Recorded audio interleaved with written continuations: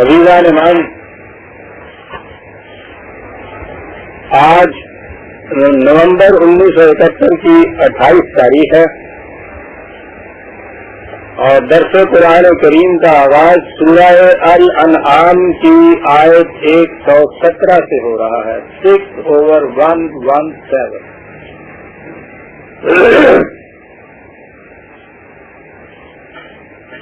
14 نومبر کے اتوار کو یہ اعلان کیا گیا تھا کہ 21 نومبر کو عید کی تقریب کی وجہ سے درس کا ناغہ ہوگا اور 28 تاریخ کو طلوع اسلام کنونشن کی وجہ سے ناغہ ہوگا۔ درس کی جگہ کنونشن کا اجلاس ہونے والا تھا، اس کی ساری تیاریاں ہو چکی تھیں کہ 23 تاریخ کو ہنگامی حالات کا اعلان ہو گیا اور ان حالات میں یہی مناسب سمجھا گیا کہ کنونشن کو ملتوی کر دیا جائے، تو کنونشن ملتوی کر دیا گیا۔ تو اس کے بعد پھر دوستوں نے یہ کہا کہ پچھلے اتوار کو بھی ناغہ رہا ہے، اس اتوار کو اب کنونشن نہیں ہو رہا تو درس ہو جانا چاہیے۔ اس کی اطلاع تو ہم نے اخبارات میں شائع کر دی تھی، لیکن نظر یہ آتا ہے کہ اکثر آباد اسی پہلے اعلان کے مطابق یہی سمجھتے ہیں کہ آج درس نہیں ہوگا، اس لیے وہ نہیں تشریف لا سکے۔ مجھے اس کا احساس ہے کہ ان کی شکایت کچھ بجا ہوگی، ان سے معذرت چاہتا ہوں۔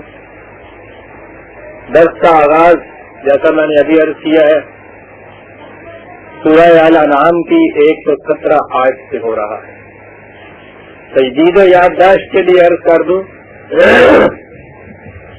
کہ پچھلی آیت میں قرآن کریم نے زندگی کی رہنمائی کے لیے ایک مستقل غیر متبدل ابدی اصول دے دیا تھا، اور وہ یہ کہ انسانوں کو اپنی زندگی کے لیے جن اصولوں کی ضرورت ہے وہ اس کتاب کے اندر مکمل طور پر دے دیے گئے ہیں۔ تمت کلمت ربے کا صدقا وعدلا لا مبدل لکلماتہ وہو السمیع العلیم۔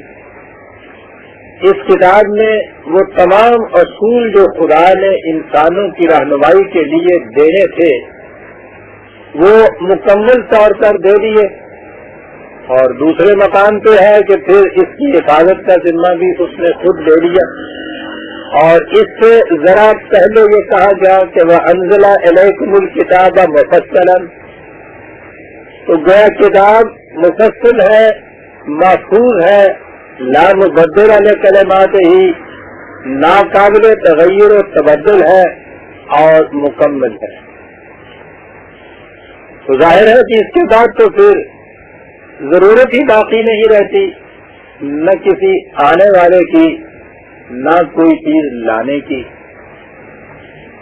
اور یہی زندگی کے وہ ضوابط اور اصول ہیں کہ جن کو اگر رہنما بنا لیا جائے تو پھر اس کارواں کو نہ رہزنوں سے خطرہ ہوتا ہے اور نہ ان رہنماؤں سے جو در حقیقت رہزن ہوتے ہیں لیکن نقاب رہنماؤں کا اوڑا ہوتا ہے۔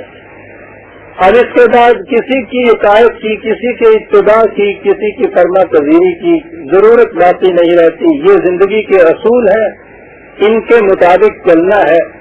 زندگی اس میں شبہ نہیں کہ دین کے اعتبار سے اجتماعی زندگی ہے، اجتماعی طور پر ان اصولوں کی پیروی ہم نے کرنی ہے۔ اس کا نام آپ کا نظام مملکت ہوگا، اسی کو آپ کا اسلامی دستور کہا جائے گا، یہی اصول سازی کے حدود ہوں گے، اسی کے اندر معصور ہوگی آپ کی ساری زندگی۔ وہ تو میں مثال دیا کرتا ہوں پلے گراؤنڈ کی وہ حدود، وہ قواعد کہ جن کے اندر رہتے ہوئے تین کو اجازت ہوتی ہے کہ اپنے اس گیند کو منزل کے اندر گول کے اندر وہ لے جائے مقابل کی ٹیم کے ٹکراؤ کا مقابلہ کرتے ہوئے. یہ حدود غیر متبدل رہے گی. ان کے اندر رہتے ہوئے آپ کو نقل و حرکت کی اجازت ہوگی. ان اصولوں کی روشنی میں اپنے زمانے کے تقاضوں کے مطابق جزوی احکام و قوانین خود آپ متعین کریں گے اور اس طرح سے یہ کاروان انسانیت منزل بمنزل اپنے آخری مستقر تک پہنچ جائے گا. یہ ہے دین جو قرآن نے دیا ہے. انسانوں نے جب سے تمدنی زندگی شروع کی یہ سوال ان کے لیے سرگرمی کا موجب رہا کہ باہمی نزاعات کے فیصلے کس طرح سے کیے جائیں. اس کے لیے انہوں نے بہت سے تجارب کیے. ابتدائی زندگی کے اندر وہی جو بعد میں ہمارے ہاں بھی گاؤں میں پنچایت سسٹم ہوتا تھا وہ سسٹم انہوں نے انٹروڈیوس کیا. ایک قبیلے کے اندر جو پنچ تھے بڑے لوگ تھے جو قبیلے کے وہ بیٹھ کے باہمی مشاورت سے متنازع سی مسائل کا معاملات کا حل دے دیتے تھے. اس سے ذرا آگے بڑھے تو کچھ لوگ جو ان میں ذرا زیادہ زیرک تھے انہوں نے اس فیصلے کی قوت اور اقتدار کو اپنے ہاتھ میں لینا چاہا تو اس سے آپ کے ہاں مذہبی پیشوائیت وجود میں آئی. انہوں نے یہ فریضہ سنبھالا. اس میں لذت تو بڑی ہوتی ہے نا کسی دوسرے سے اپنا حکم منوانا. اسی نے آگے چل کر ایک شخصی حکومت کی آٹوکریسی کی شکل اختیار کی. اس کا نام بادشاہ رکھ لیجئے, آج کے دور میں ڈکٹیٹر رکھ لیجئے. پھر یہ گٹھ جوڑ ہوا مذہبی پیشوائیت کا اور اس حکمران کا. انہوں نے اس کے متعلق یہ عقیدہ وضع کیا کہ اسے خدائی حقوق حاصل ہیں, بلکہ کہا یہ کہ وہ خود خدا کا اوتار ہوتا ہے, راجا خدا کا اوتار بنایا گیا. اور وہی چیز جو آپ کے ہاں سلطان و ذل اللہ علیہ کہا گیا کہ بادشاہ زمین پر خدا کا سایہ ہوتا ہے, اسے حقوق الوہیت دیے گئے, خدائی اختیارات دیے گئے, divine rights of the king آپ کے ہاں آج تک چلا آ رہا ہے. پھر یہ تصور ان کے ہاں انہوں نے قائم کیا اور اس طرح سے زندگی اپنی چلائی. لیکن جو طریقہ بھی انہوں نے وضع کیا چند قدم پر چلنے کے بعد انہوں نے دیکھا کہ نہیں, تلاش جس کی ہے وہ زندگی نہیں ملتی. پھر اس کو توڑا, پھر اس کی جگہ کوئی دوسرا عقیدہ وضع کیا. اور اس کے بعد ہمارے اس دور میں وہ پرانا تصور جو دیا تھا یہ تصور کوئی نیا نہیں. پلیٹو کا تصور ہے جس سے ڈیموکریسی کہتے ہیں, یہ تو خود یونانی لفظ ہے. طے یہ کیا کہ لوگ خود اپنے معاملے آپ طے کریں.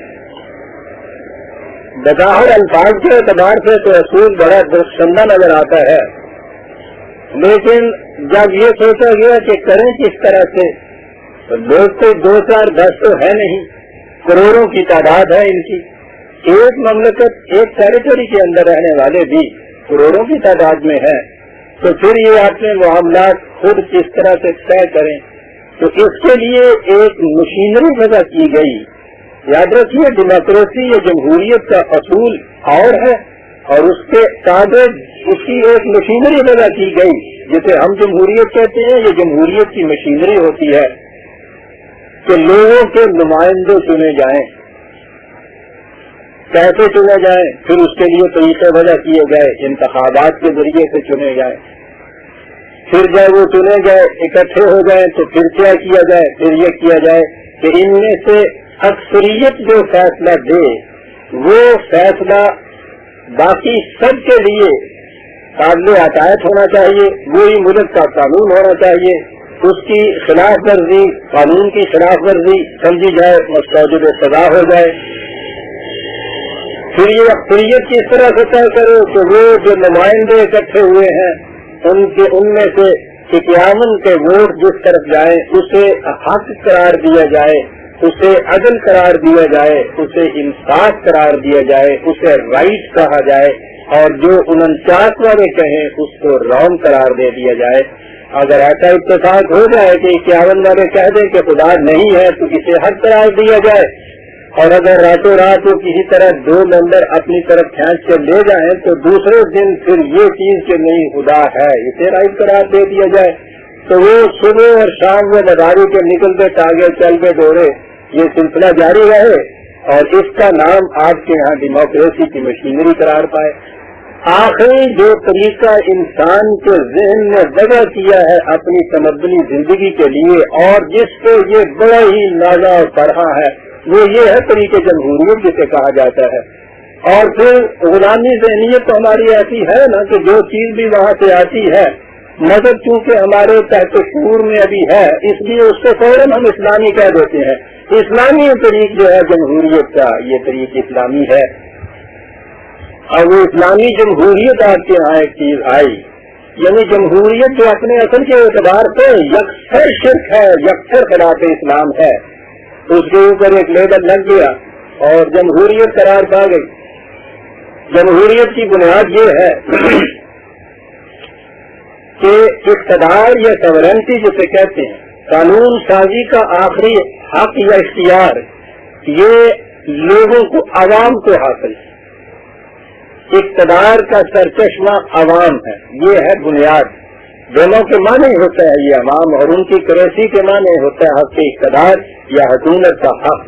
یہ عوام کو، قوم کو حاصل ہے، لوگوں کو حاصل ہے۔ Government of the people, by the people, for the people. People کو اس کا اختیار حق حاصل ہے۔ قرآن کی روح سے یہ بنیادی طور پہ شرک ہے۔ وہ کہتے ہیں کہ یہ اقتدار مطلق جسے کہا جاتا ہے، سورنٹی جسے کہا جاتا ہے، یعنی جس کے فیصلے کے بعد کسی اور کا فیصلہ نہیں ہو سکتا۔ ہر سے آخر قول فیصل جس کا کہا جائے اسے کہتے ہیں سورنٹی یا حق مطلق، اقتدار مطلق۔ قانون بنانے کا، فیصلہ کرنے کا کسے حاصل ہے؟ یہ ڈیموکریسی جو آخری نظام آپ نے وضع کیا ہے اس میں یہ عوام کو حاصل ہے، پیپل کو حاصل ہے، قوم کو حاصل ہے۔ قرآن کہتا ہے کہ یکسر غلط ہے، خدا کے سوا کسی کو یہ حق حاصل نہیں۔ انسان ہونے کی جہت سے سب برابر ہے، اور کسی برابر والے کو حق ہی نہیں ہوتا کہ کسی دوسرے پر اپنا حکم چلائے۔ اسی کو تو غلامی کہا جاتا ہے۔ خالی 51 چھوڑ کر 100 کے 100 کیوں نہ ہو جائے۔ اس نے یہ کہا ہے کہ یہ غلط ہے۔ کفر اور ایمان کی مابین امتیاز خط یہ ہے کہ وَمَن لَمْ يَحْكُمْ بِمَا أَنزَلَ اللَّهُ فَأُولَٰئِكَ هُمُ الْكَافِرُونَ۔ یعنی میں نے ابھی عرض کیا تھا کہ اقتدار مطلق جو سورینٹی حق آخری جو ہے وہ خدا کو حاصل ہے، تو قرآن تو محض نظری یا ذہنی چیزیں نہیں دیتا، وہ تو عملی زندگی کے متعلق عملی طریقے بتاتا ہے۔ تو سوال یہ پیدا ہوا کہ خدا تو ہمارے اندر ہے نہیں، نہ سامنے آتا ہے، نہ کرسی پہ بیٹھتا ہے، نہ فیصلے دیتا ہے، تو اس کے فیصلے کہاں سے لیے جائیں؟ اس نے کہہ دیا کہ یہ ہم نے تمہاری طرف اپنی کتاب نازل کر دی ہے۔ فیصلے یا قانون بھی تو بالآخر قانون کی ایک کتاب ہوتی ہے۔ ضابطہ فوجداری، تعزیرات پاکستان، قوانین کا ایک ضابطہ ہوتا ہے جس کی روح سے وہ اقتدار جو ہے وہ بروئے کار آتا ہے۔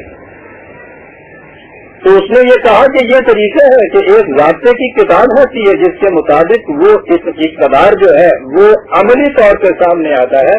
تو یہ ضابطے کی ایک کتاب ہم نے تمہیں دے دی ہے، یہ اس کے مطابق جو حکومت قائم کرے گا اسے مومن کہا جائے گا، جو اس کے مطابق نہیں کرے گا اسے کافر کہا جائے گا۔ تو یہ کتاب جو ہے اس کو اس نے کہا کہ یہ اقتدار اعلیٰ، حق مطلق، سورنٹی جو ہے وہ اس ضابطۂ قوانین کو حاصل ہے۔ اس کے مطابق اگر نظام حکومت قائم کیا جائے گا، اور مطابق کے معنی ہوں گے کہ یہ وہ حدود اور اصول ہیں جو میں نے ابھی پہلے عرض کیا، مکمل بھی ہے، ان میں کسی اضافے کی ضرورت نہیں ہے، محفوظ ہے، یہ مٹ نہیں سکتے۔ غیر متبدل ہے، ان میں تغیر اور چینج نہیں لایا جا سکتا، امینڈمنٹ کی ضرورت نہیں پڑے گی۔ ہے یہ اصول، ایک ایک چیز کی جزیات اس کے اندر نہیں دی گئی، کیونکہ جزیات زمانے کی ضرورتوں اور تقاضوں کے مطابق بدلتی رہتی ہے۔ اصول تو یہ ٹھیک ہے کہ ننگے پاؤں نہیں پھرنا چاہیے، جوتا ہونا چاہیے، لیکن وہ تو عمر کے اعتبار سے اس میں تبدیلی آتی جاتی ہے نا۔ 6 سال کی عمر کا جوتا 20 سال کی عمر میں تو فٹ نہیں آتا نا۔ یہ اتنی سی آزادی دی باہمی مشاورت سے، یہ چیزیں آپ طے کر لیجیے۔ اصول نہ بدل سکتے ہیں، نہ ان میں اضافہ ہو سکتا ہے، نہ وہ مٹ سکتے ہیں، ابدی طور پر یہ باقی رہیں گے، مکمل ہے، غیر متبدل ہے۔ ان اصولوں کی روشنی میں باہمی مشاورت سے جزئی امور اپنے طے کر لیے تو کہا کہ یہ ہے نظام تمدنی زندگی کا تمہارے۔ اب ہمارے سامنے ایک تو وہ انداز آیا جس میں کسی ایک فرد ڈکٹیٹر کی یا کسی پینچ کے گروہ کی عطایت جو تھی اسے پہلے نظام تصور کیا گیا تھا۔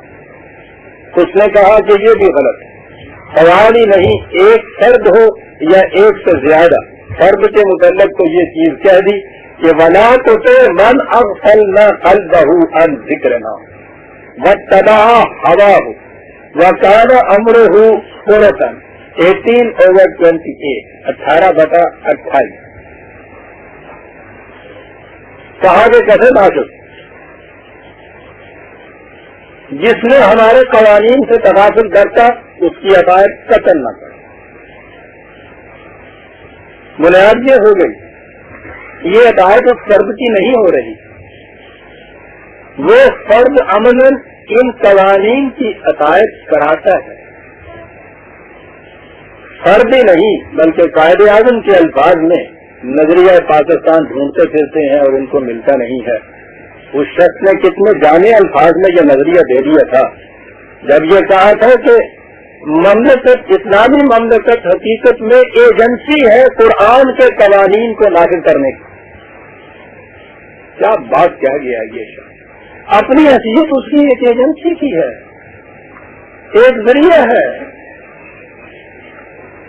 نے کہا یہ تھا کہ اسلامی حکومت کا یہ امتیاز ہمیشہ پیش نظر رہنا چاہیے کہ اس میں عطایت نہ کسی فرد کی ہے، نہ گروہ کی ہے، نہ پارلیمان کی ہے، اس میں عطایت خدا کی ہے جس کی عملی تعمیر کا ذریعہ اس کی کتاب ہے۔ 1941 میں اس شخص نے یہ چیز کہی جس کے متعلق اسی 1941 میں اعلان ہو رہا تھا آپ کے اسلام پسندوں کی طرف سے کہ اس شخص میں اسلام کے کہیں چھیٹا تک نظر نہیں آتا۔ یہ شخص وہ کہہ رہا تھا 1941 میں۔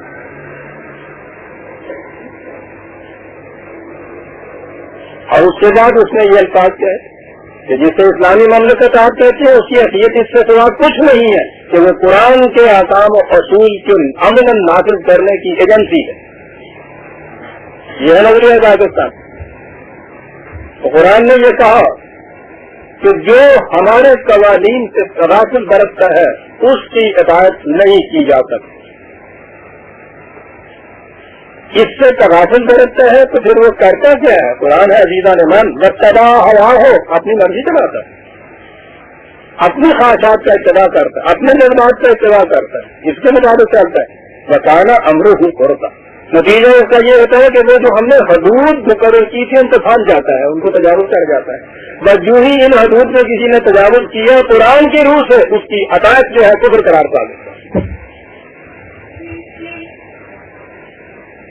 اب آپ کا آیا یہ نظام جمہوریت جسے آپ نے کہا کہ میجارٹی از آلویز رائٹ، اکثریت جو ہے وہ حق پہ ہوتی ہے۔ عزیزان من سنیے، یہ آپ نے ملوکیت یا جسے آٹوکریسی کہتے ہیں، ایک فرد کی عطایت یا حکومت و فرد کی بات کو سن لی آپ نے، اب نظام جمہوریت کی طرف آتا ہے۔ سنیے، یہ 1400 سال پہلے کی باتیں کہی ہوئی ہیں۔ جمہوریت اس انداز میں تو ابھی اس زمانے میں سامنے ہی نہیں آئی تھی۔ کتنا جانے ہیں قرآن کے یہ اصول یا یہ تعلیم، ایک فرد کی بات یہ آ گئی۔ اب آپ کا نظام جمہوریت یہاں سے آج کا درس شروع ہوتا ہے۔ وَإِن تُطِعْ أَكْثَرَ مَنْ فِي الْأَرْضِ يُضِلُّوكَ عَنْ سَبِيلِ اللَّهِ، اگر تم نے اصول یہ کام کیا کہ اکثریت جو ہے اس کا فیصلہ حق کے اوپر ہے اور تم نے اتباع کر دیا تو یاد رکھو یہ بھی تمہیں خدا کے راستے سے گمراہ کر دے گا. یہاں سوال ہی نہیں اکثریت اور اقلیت، یہاں ایک فرد کا سوال نہیں ہے،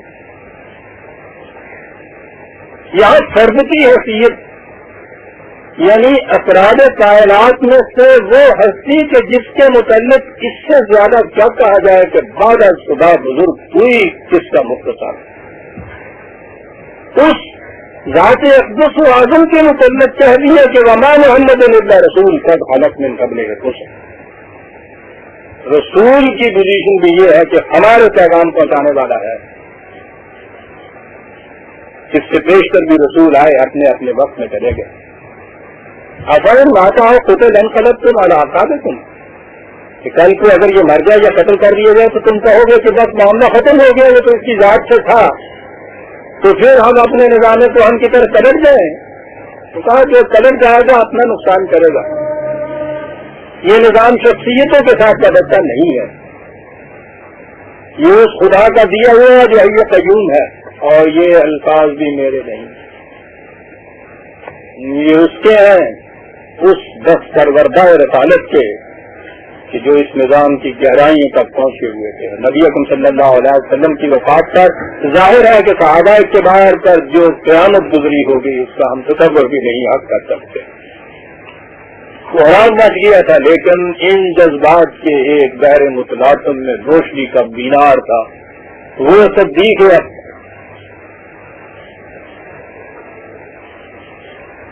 وہ ممبر پہ کھڑے ہوئے اور انہوں نے کہا کہ میں جانتا ہوں تمہارے دل پہ جو گزر رہی ہے لیکن ہمیں تو تعلیم یہ دی گئی تھی کہ وما محمد الا رسول قد خلت من قبلہ الرسل. یہ تو بہت پہلے بتانے والے نے بتا دیا تھا کہ یہ وقت کل کو آنے والا ہے. کہیں اس وقت یہ کیفیت نہ تمہاری ہو جائے کہ اس کے جانے کے ساتھ نظام ختم ہو جاتا ہے. اور اس کے بعد حضرت ابوبکر صدیق نے کہا کہ لوگوں سن لو، جو محمد کی عبودیت اختیار کیے ہوئے تھا وہ جان لے کہ اس کا معبود واقعی مر گیا، اور جو اس خدا کو اپنا معبود بنائے ہوئے تھا جو حی قیوم ہے وہ قیامت تک نہیں مر سکتا اور وہ خدا کی اس کتاب کے اندر زندہ ہے. یہ لوگ تھے جنہیں معلوم تھا اسلام کیا ہے، اور یہ کوئی ایسا باطنی علم نہیں تھا کہ سینہ بسینہ انہی کے کان میں وہ پھونک گئے اور یہ آگے کسی کے کان میں پھونک گئے. اس طرح سے کہا جیسے سورج چڑھتا ہے دنیا کی وَإِن تُطِعْ أَكْثَرَ مَن فِي الْأَرْضِ يُضِلُّوكَ عَن سَبِيلِ اللَّهِ. ایک فرد کی کیفیت وہ بتا دی. اور یہ آپ کے ہاں کی جمہوریت اور آپ کے ہاں کی ڈیموکریسی، یہ اکثریت کے فیصلوں کی عطایت جسے حق قرار دیا جاتا ہے، عقل انسانی، فکر انسانی جسے آخری تدبیر اختیار کر چکی اس وقت پر، اس سے آگے عقل انسانی جا ہی نہیں سکتی. ٹھوکریں کھا رہی ہے جمہوریت کے ہاتھوں، کچھ سود ہی نہیں رہا اس کے بعد کہ کیا کریں. مغرب خود چیخ اٹھ رہا ہے اس جمہوریت کے ہاتھ، لیکن اس کے بعد آگے بات سمجھ میں نہیں. 1400 سال پہلے کہنے والے نے کہا تھا، اس کے نزدیک تو پہلے اور بعد کی بات ہی نہیں، خدا علیم ہے وہ تو زمان و مکان کی حدود سے بھاگ رہا ہے.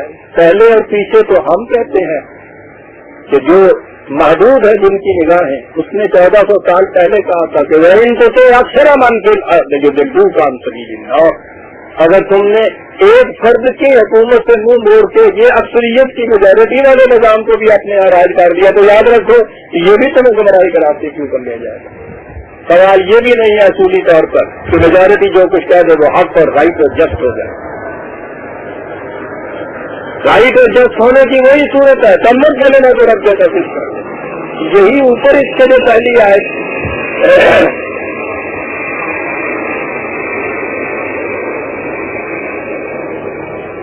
خود نبی اکرم صلی اللہ علیہ وسلم کی زبان مبارک سے قرآن نے کہا اگر غیر اللہ ہے اب کبھی حکم، کیا تم چاہتے ہو کہ میں خدا کے سوا کسی اور کو اپنا حکم اور حاکم تصور کروں؟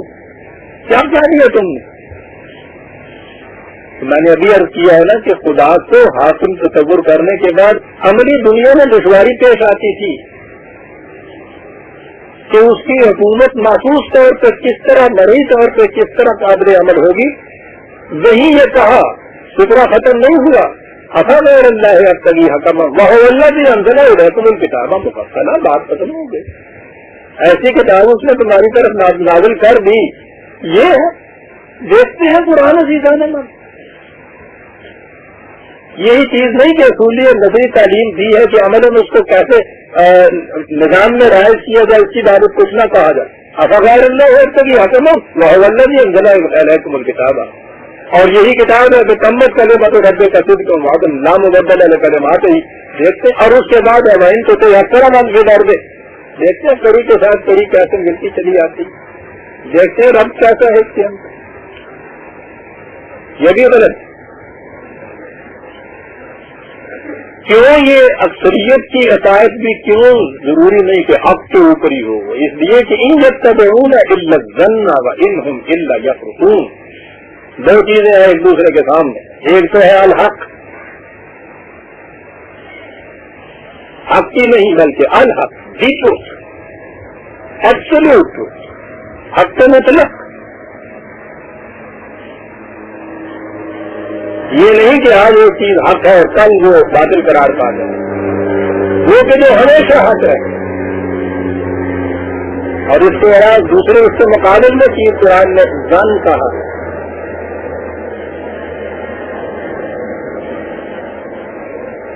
کہ یہ جن کے پاس حق نہیں یا جو حق کے مطابق اپنا نظام حکومت قائم نہیں کرتے، وہ ظن کے اوپر چلیں گے.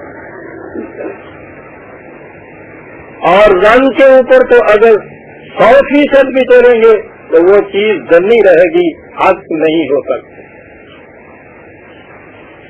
حق تو اس دن بھی حق تھا کہ جس دن، آج کی اصطلاح میں کہوں گا کہ جب اس پکارنے والے نے آواز بلند کی تو اس کا سیکنڈ کرنے والا بھی کوئی نہیں تھا. جس دن کہا کہ انا اول المسلمین، نبی اکرم صلی اللہ علیہ وسلم نے فرمایا انا اول المسلمین. کیا بات ہے اعتراض کی سارے. سیکنڈ کرنے والا بھی اس پارلیمنٹ کے ایوان میں نہیں تھا اس آواز کا. اس دن بھی حق تھا، الحق تھا. اس لیے کہ یہ آراء کا محتاج نہیں ہے. کہا جو الحق کے اوپر نہیں وہ بہرحال دم کی پیروی کرے گا، اٹکلیں بڑھائے گا اور وہ روز بدلتا چلا جائے گا. اس لیے یہ طریق بھی غلط ہے، یاد رکھو. اصول جمہوریت اسلامی نہیں ہو سکتی. عزیزان من، جمہوریت کا اصول یہ ہے کہ فائنل اتھارٹی، حق مطلق، سورینٹی، اقتدار، فیصلہ کرنے، قانون بنانے کا حق عوام کو حاصل ہے، اکثریت کو حاصل ہے. ساری دنیا کے انسانوں کو بھی حاصل نہیں ہے. عزیزان من، کسی ایک ملک کی 51% آبادی تو ایک طرف رہی.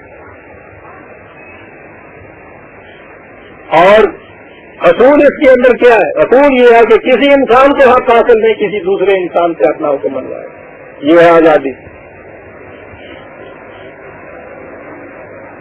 منارٹی تو چیخ اٹھتی جب ایک آئین والا اس سے اپنی مرضی بنواتا ہے.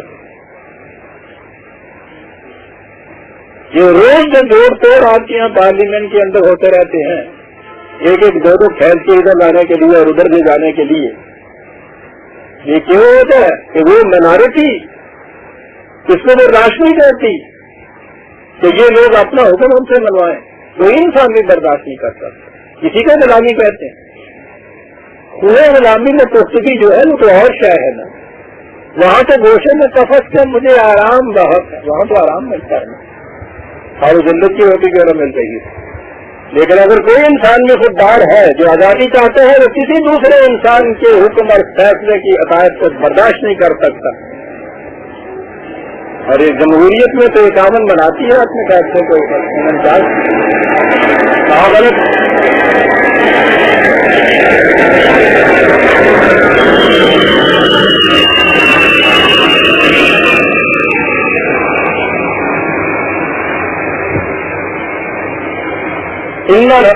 ان ربک ہوا عالم من یضل عن سبیلہ ہوا عالم بالمہتدین. صرف خدا اس چیز کو جانتا ہے. یہ علم کسی انسان کو نہیں ہو سکتا. ابدی طور پر انسانوں کے تقاضوں کے متعلق علم کس سے ہو سکتا ہے؟ وہ کہا یہ صرف خدا کو نہیں ہو سکتا ہے.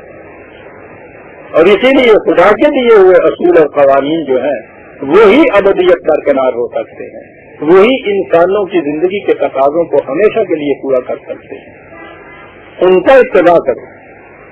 تو دیکھا عزیزان من کہ انسانوں نے اس وقت تک جتنے بھی نظام آپ اپنے لیے وضع کیے ہیں، اس طرح قرآن ان کے ایک ایک کی تنقید اور تردید کرتا ہوا چلا جا رہا ہے۔ اب کہا کہ کسی انسان کو حاصل حاصل نہیں، ماں کہنے میں بشر ان یؤتی اللہ الکتاب والحکم والنبوۃ ثم یقول للناس کونوا عبادا لی من دون اللہ، کسی انسان کو اس کا حق حاصل نہیں ہے، خواہ خدا نے اس کو ضابطۂ یعنی خواہ اسے ضابطۂ قوانین حاصل ہو، خواہ اسے حکومت حاصل ہو، اور خواہ اسے نبوت بھی کیوں نہ حاصل ہو کہ وہ کسی دوسرے انسان سے کہے کہ تم میری غلامی اختیار کرو۔ کس مقام پہ لے جا رہا ہے؟ میں نے عرض کیا تھا نا، اور دہرایا کرنا چاہتا ہوں کہ قرآن کا بنیادی تعلیم یا بنیادی اصول یا اس کا مسمع نگاہ یہ ہے کہ انسان کو اس کے صحیح مقام سے آشنا کر دے، اور وہ صحیح مقام یہ ہے کہ کسی انسان کو یہ حق حاصل نہیں ہے کہ کسی دوسرے انسان کو اپنا مطیع و فرما بنانا۔ اسے کہتے ہیں آزادی۔ بات آگے چل پڑی، یہودیوں کے ساتھ تکرار کی بات چلی آ رہی تھی، جس کے درمیان یہ چیزیں قرآن نے دی، اصولاً بتایا کہ یہ ہے چیز، بات چلی آ رہی تھی وہاں سے بھی۔ آپ دیکھیں گے مذہب کی دنیا میں یہ مادہ امتیاز چیز جو ہے، عقائد کی بات ماننے کی چیز تو ذہنی لفظی نظری ہوتی ہے، عملی دنیا میں کھانے پینے کا معاملہ ایسا ہے جہاں امتیاز ہو جاتا ہے، حرام اور حلال کا مسئلہ جو ہے۔ آپ نے میری کتاب وہ آسمانی کتابیں جو ہیں اس میں دیکھا ہوگا، جہاں میں نے ہندو مت کے متعلق لکھا ہے کہ وہ ہندو آج تک بتا ہی نہیں سکے ہندو کسے کہتے ہیں۔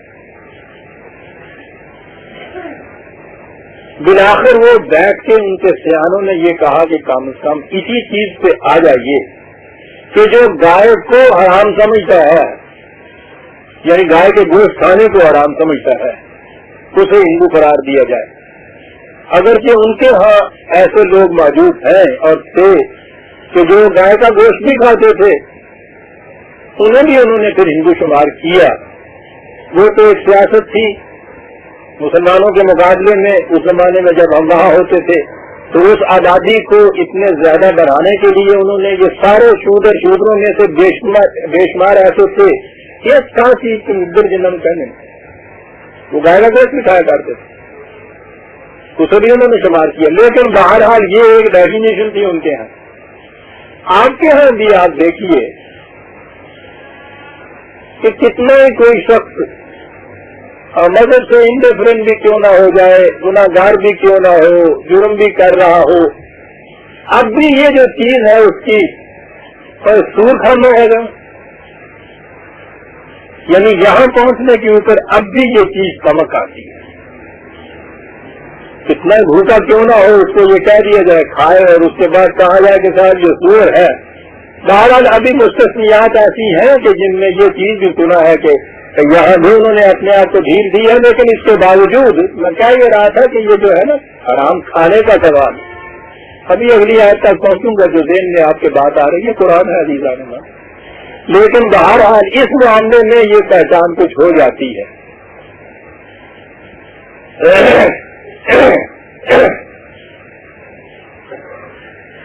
وہ جو غالب نے اپنے انداز میں ڈیفینیشن بتائی تھی، جو اسے پوچھا تھا نا کمشنر نے کہ کیا تم مسلمان ہو، اس نے کہا تھا کہ جی آدھا مسلمان ہے۔ ان کا آدھا کیسے ہو؟ کہنے لگا جی شراب پیتا ہوں، سور نہیں کرتا۔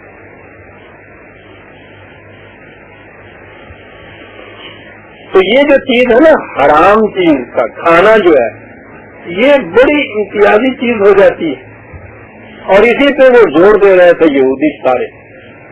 وہ کہتے تھے کہ اگر یہ دین وہی ہے جسے تم کہہ رہے ہو کہ یہ حضرت نوح علیہ السلام سے لے کر آج تک چلا آیا، تمام انبیاء نے یہی دیا، تو یہ بتاؤ ہمارے ہاں تو اونٹ حرام ہے، تم اس کو حلال کیسے قرار دیتے ہو؟ یعنی اور عقائد کی بات نہیں انہوں نے چھیڑی تھی، یہ ایک بات محسوسات کی چھیڑی تھی۔ میں کہہ یہ رہا تھا کہ یہ بات ان سے چل رہی تھی، مسلمانوں سے یہ کہا گیا حرام 4 چیزیں واضح طور پہ بتا دی گئی، لام خنزیر میت پسند، مردار، بہتا ہوا لہو، 3 چیزوں تو یہ محسوس، چوتھی وہ جو مسلمانوں نے اپنے ہیں شیر مادر کی طرح حلال ہی نہیں بلکہ حلال مقدس حلال ہے، ما اہل به لغیر اللہ، ہر وہ چیز جسے خدا کے علاوہ کسی کی طرف دوسرے کی طرف منسوخ کر دیا جائے، چوتھی چیز حرام ہے قرآن کی روح سے۔ اور جن نظر نے آج تھی کہتے ہو، میں نے کہا تھا نا کہ وہ حلال ہی نہیں مقدس ہوں گی مال تو یہ چوتھی چیز جو قرآن نے حرام قرار دی۔ بہرحال یہ حرام قرار دیا اور اس کے بعد کہا کہ یہ ہے جو خدا نے حرام کی، اور کہا کہ کسی انسان کو حق حاصل نہیں ہے کہ کسی شے کو اس طرح سے حرام قرار دے۔ یہ انسانوں کی آزادی کو سلب کرنے کی بات ہے، یعنی کسی شخص کو کیا حق حاصل ہے کہ وہ ایک فیصلہ دے دے قیامت تک کے لیے انسانوں کے ایک گروہ کے اوپر جنہیں مسلمان کہا جاتا ہے کہ یہ چیزیں حرام ہے، پھر اس سے بنی ہوئی آپ کے یہاں حرام کی اور حلال کی ساتھ۔ قرآن نے تو یہ ساری چیزیں بنائی ہیں، بار بار گنایا ہے، یہی کچھ گنایا، البتہ ان میں یہ بات کہی ہے قرآن ہے کہ جو چیزیں ان کے علاوہ باقی سب چیزیں حلال ہیں، حلال میں سے جو طیب ہے نا وہ کھاؤ، جو خوشگوار نظر آئے تمہیں، پسندیدہ ہو تمہارے لیے، مفید ہو تمہارے نقطۂ نگاہ سے۔ فرض نہیں ہر چیز جو ہے جسے حرام نہیں کہا گیا وہ بھی ضرور کھائی جائے۔ وہ ٹھٹھے میں ایک بہاری وکیل صاحب آئے ہوئے تھے، ہم وہاں کراچی میں تھے تو وہاں ان کو موجود تھا، تو وہ یہ چیز کہتے تھے کہ حرام جو ہے وہ حرام ہے، اس کے علاوہ جو حلال ہے وہ تو کھانا پڑے گا، لوگوں کو بلا بلا کے دوستوں کو تو کتا کھلایا کر دیتے۔ بات ذرا سی ہے لیکن قرآن ہے نا، جہاں بھی آپ دیکھیں گے حلالن طیبن اس نے ساتھ کہا، پتہ یہ ساتھ کیوں کہا ہے؟ یہ جو گوشت کی بات ہے، یہ سبزیوں والی بات کیوں رہتی ہے لوگوں کی؟ بینگن سے کریلا آتا تو پتا ہے نہیں بھی چاہتا کھانے کو، وہ کہتا ہے طیب ہے، یہ چیز خوشائند ہو، خوشگوار ہو، حلال میں سے مکھو۔ بہرحال حرام کی چیز تو یہ دیکھ، اب رہا حلال، یہ جانور ان کے علاوہ باقی سارے حلال۔ اس حلال میں بھی آپ دیکھیے کہ ایک قید لگائی ہوئی اور عجیب قید ہے وہ زندگی کے ہر قدم پہ خدا کے ساتھ ایک تعلق قائم رکھتا ہے۔ تو یاد رکھیے جب میں تعلق کہتا ہوں تو وہ باطنی تعلق نہیں ہے، وارث والا جو کام ہو جاتا ہے حجرے میں بیٹھے ہوئے۔ خدا کے ساتھ ہمارا تعلق صرف اس کی کتاب کے ذریعے سے، اسے وہ دہراتا رہتا ہے، یاد دہانی کراتا رہتا ہے۔ بکرا حلال ہے، ٹھیک ہے سر، اسے بہرحال ذبح کر کے کھایا جائے گا، ٹھیک ہے جی۔ ذبح کرتے وقت پھر یہ یاد دہانی دلاتی کہ خدا نے اسے حلال قرار دیا ہے، اس لیے یہ حلال ہے میرے لیے، یعنی یاد دہانی ہے۔ یہ یاد دہانی ہے جو ذبح کے وقت آپ اس کو تکبیر یا تسمیہ کہتے ہیں۔ ایسے عمدہ یہ الفاظ اس کے لیے تجویز ہوئے ہیں، بسم اللہ اللہ اکبر۔ آپ کو یاد ہوگا کہ میں نے بسم اللہ جو ہے اس کے متعلق تو پہلے ہی درس میں یہ بتایا تھا کہ عام طور پہ جو اس کے متعلق کہا جاتا ہے نا، میں شروع کرتا ہوں اللہ کے نام کے ساتھ، یہ بات نہیں ہے، بڑی گہری چیز ہے۔ اس لیے کے معنی ہے اس لیے، اس مقصد کے لیے، یہ جو کچھ میں کر رہا ہوں یہ اس لیے ہے کہ خدا کی صفت رحمانیت اور رحیمیت کا ظہور ہو جائے۔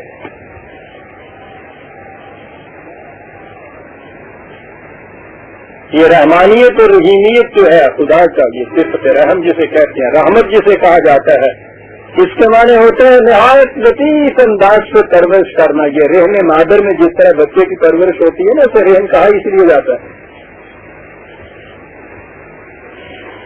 کیا بات ہے زبان کی اور کیا بات ہے قرآن کی کا ہے. پرورش میں بھی اس کے سارے تقاضے پورے ہو رہے ہیں، کوئی ذریعہ نظر نہیں آتا. لچک اور لوچ اتنی ہے کہ اس کے اندر وہ بچہ سوتا بھی ہے، لیٹتا بھی ہے، کھاتا پیتا بھی ہے، سب کچھ ہو رہا ہے، پاسے بھی مار جائے گا. کس قدر اس میں لطافت ہوتی ہے، کس قدر لوچ ہوتی ہے اس کے اندر، جسے رحم کہا جاتا ہے. اور یہی اس کا انداز ہے خدا کا انسانوں کی پرورش اور نشو و نما کے لیے کہ اس میں ایک ربوبیت تو ہے، نشو و نما دینا،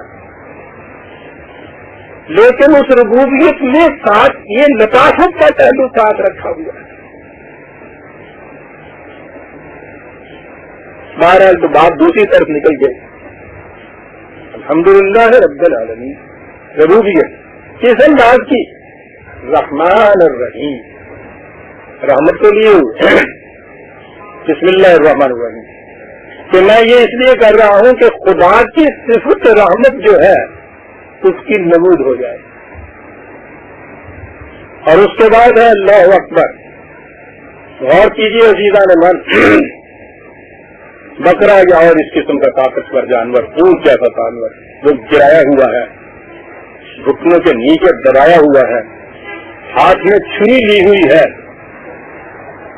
تو یہ کتنا بڑا غلبہ ہے جو اس کے اوپر اس کو حاصل ہے. اس وقت بڑی قوت ہے اس کی، بڑا غلبہ ہے. اس مقام کے اوپر اس کا اعتراف کہ نہیں بھائی میں ہی نہیں بڑا، اللہ اکبر، بڑا وہ ہے.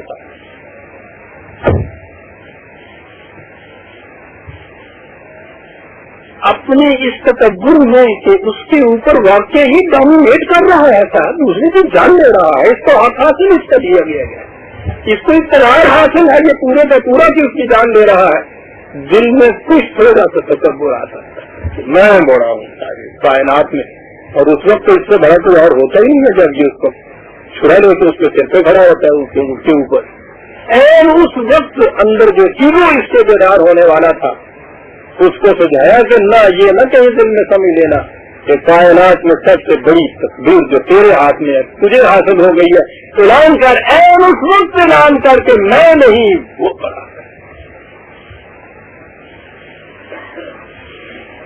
آپ نے دیکھا کہ حلال اور طیب جانور کو کھانے کے لیے بھی ایک شرط یہاں بھی عائد کر دی ہے.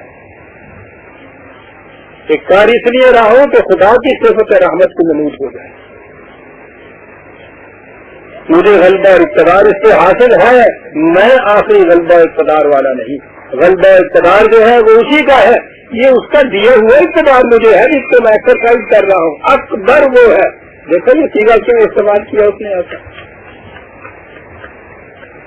سپرلیٹو ڈگری میں وہی اکبر.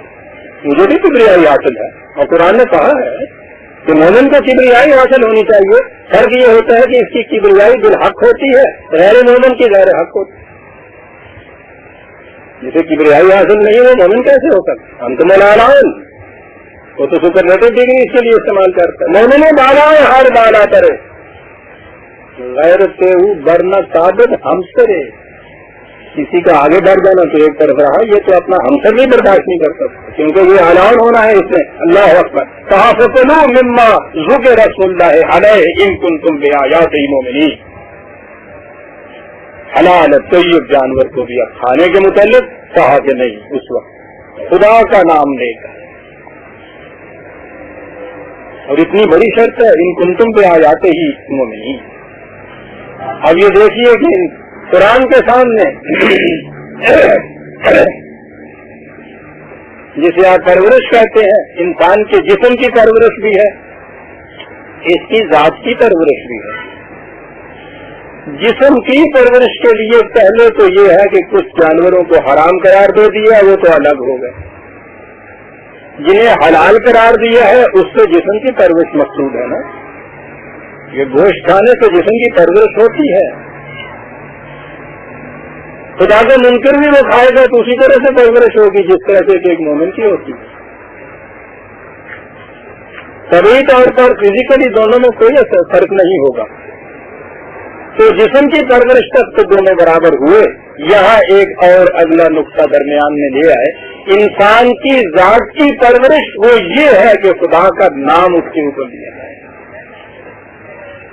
یہ یاد دہانی اس چیز کی کہ مقصد اس سے انسان کے جسم کی پرورش ہی نہیں، اس کی ذات کی پرورش بھی ہے. اور اتنی سی چیز جو ہے کہ یہ عقیدہ، یہ چیز کہ میں دنیا میں جو کچھ کرتا ہوں تیری صفت رحمت کی نمود کے لیے کرتا ہوں. حتیٰ کہ قرآن بھی اگر پڑھتا ہوں تو بسم اللہ الرحمن الرحیم، اس لیے کہ قرآن کے متعلق تو خود اس نے یہ کہا تھا یہ کیوں نازل کیا ہے. الرحمن علم القرآن. دیکھا آپ نے رحمان کی صفت کتنی بڑی. یہ قرآن رحمان یعنی اتنی بڑی جو صفات تھی خدا کی کہ آپ نے دیکھا کہ اس میں سے یہ ایک صفت کیوں اس میں کیوں نہیں ہے، بڑی گہری چیز ہے. یہ اس لیے ہے کہ اس کی صفت رحمانیت کی نمود ہو، اس لیے قرآن دی. اور اسی لیے ہمارے لیے یہ ہے کہ میں قرآن بھی پڑھتا ہوں تو اس لیے کہ بسم اللہ، یہ کھانے والی چیز جو ہے اس کو میں کھاتا ہوں تاکہ تیری صفت رحمت کا نمود ہو. اسے کھانے کے قابل بنا رہا ہوں وجہ کر کے تاکہ تیری صفت رحمت کی نمود ہو. یعنی یہ چیزیں میرے لیے مقصود بھی ذات نہیں ہے، یہ ذرائع ہے تیری صفت رحمت کی نمود کی. اور آج یہ سب کچھ کھانے کے بعد اگر یہ ذریعہ نہیں بنتا اس کی رحمت کی صفت کی نمود کا تو جو کچھ کھا رہا ہے یہ حرام کھا رہا ہے. دادا کچھ اور اس نے کیا تھا، کھا گیا، انہوں نے کھا گیا.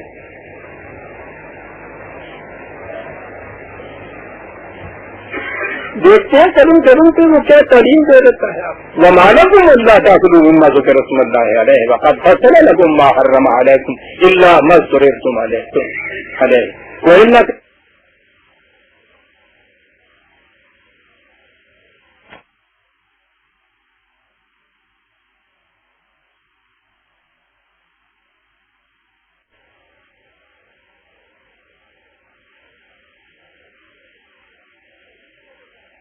تعلیم دے دیتا ہے.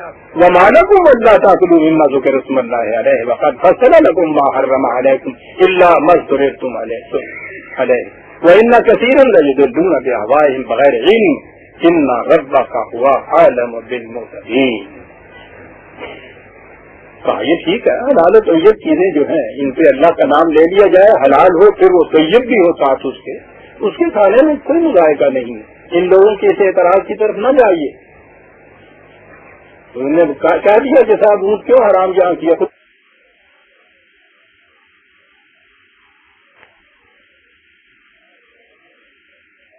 میں نہیں یہ کھانا چاہتا. ناگوار گزری کوئی چیز نہیں، کوئی زبردستی نہیں، لیکن جن کے رتبے ہیں سزا ان پہ سوا مشکل ہے. بات فوراً یہ آ گئی کہ یہ ایک نبی نے ایسا کیا تھا تو امت نے یہ سمجھ لیا کہ یہ چیز تو حرام ہے، اس لیے انہوں نے نہیں کہی. انہوں نے یہ چیز اپنے طور پہ کچھ کہی تو کہا کہ یا یہ نبی لینا تو حرم ما احل اللہ، جس چیز کو خدا نے حلال قرار دیا اسے حرام اپنے اوپر کیوں قرار دے. بالکل نہ ایسا کرنا. تیرے کرنے میں اور عام لوگوں کے کرنے میں فرق بڑا پڑ جائے گا. باقی لوگوں کا جیتا ہے کھائے نہ کھائے، تم نے یہ جو چھوڑا ہے بعد میں آنے والے سمجھیں گے کہ یہ حرام ہے، نبی نے جو نہیں کھایا.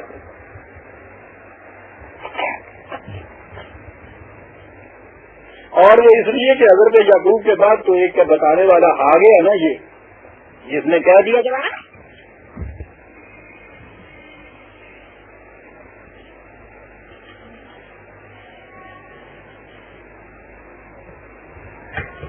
جی کہا کہ ہم نے بتا دیا یہ چیزیں حرام.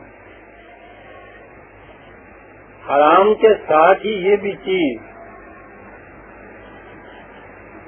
انسانی زندگی بہرحال بڑی قیمتی ہے. آپ کو معلوم ہے جہاں جہاں قرآن نے وہ حرام چیزوں کا ذکر کیا وہیں یہ کہہ دیا ہے کہ اگر اضطراری حالت پیدا ہو جائے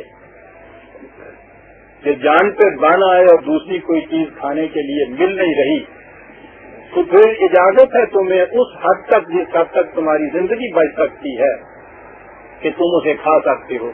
ساتھ ہی وہاں کہا ہے کہ یوں ہی مزہ لینے کے لیے نہیں،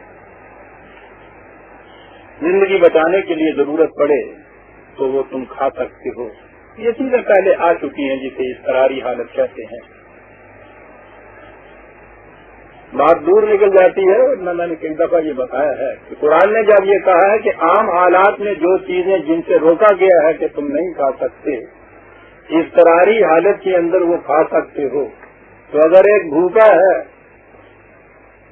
باوجود محنت کوشش بسیار کے کام مزدور کو نہیں ملا،